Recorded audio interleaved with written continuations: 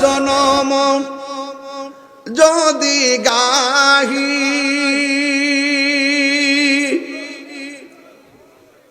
তোমার শেষ হবে না, জনম জনম যদি গাহি তোমার মহিমা গান শেষ হবে নাহি।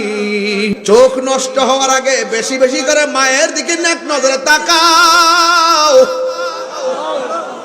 পাগলে অচল হওয়ার আগে দৌড়াইয়া দৌড়াইয়া মসজিদে যাও, ঠিক কিনা? হায়রে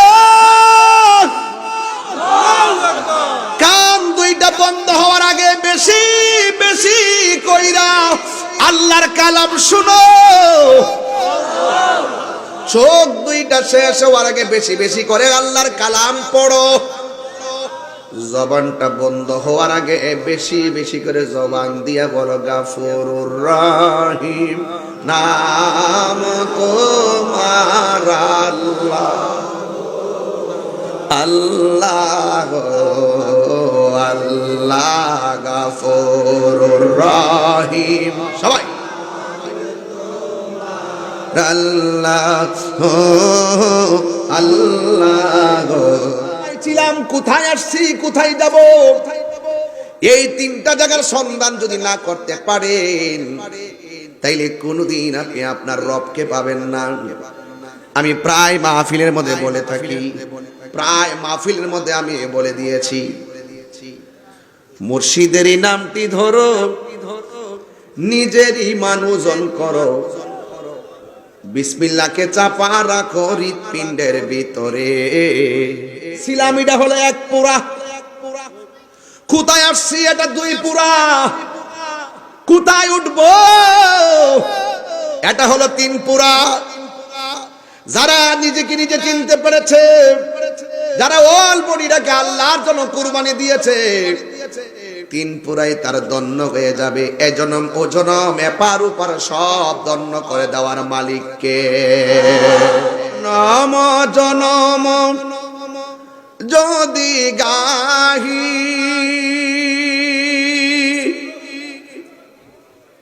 তোমার মহিমা গাওয়া শেষ হবে নাহি,